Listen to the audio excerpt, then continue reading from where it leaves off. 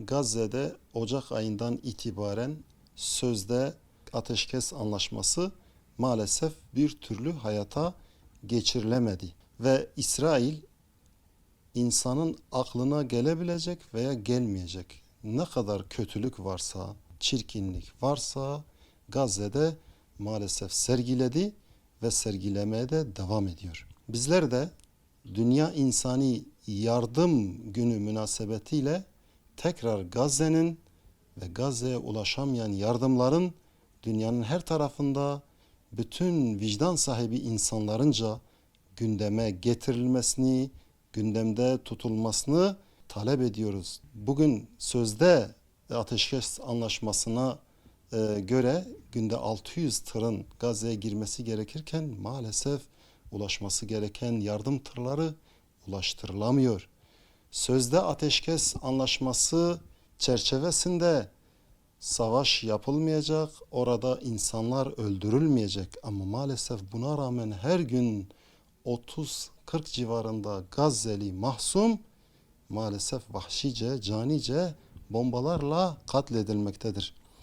Dünya ve vicdan ehli buna sessiz kalmadı, sessiz kalmamalı, sessiz kalmamaya ve sesini yükseltmeye devam etmelidir.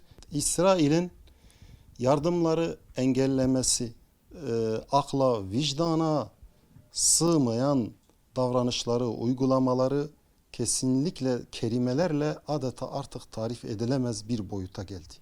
O nedenle vicdan sahibi ülke yöneticileri, devlet yöneticileri ve başta İslam ülkelerinin yöneticileri daha çok sorumluluk üstlenmeli ve Gazze'de bu kadar mezalime rağmen İsrail zulmüne boyun eğmeyen, ona teslim olmayan o onurlu Müslüman halka sahip çıkmalıdır.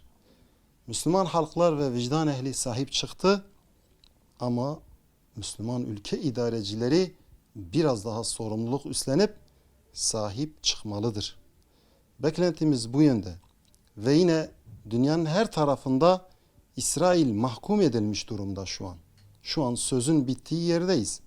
İsrail dünya kamuoyunda mahkum ama dünya küresel çaptaki sistem maalesef ona bir yaptırım uygulayamıyor, bir ceza getiremiyor ya da zulmüne bir set çekilmiyor maalesef. İsrail'in adeta o çirkin zulüm kolları ahtapot gibi maalesef dünya sistemini ele geçirmiş durumda.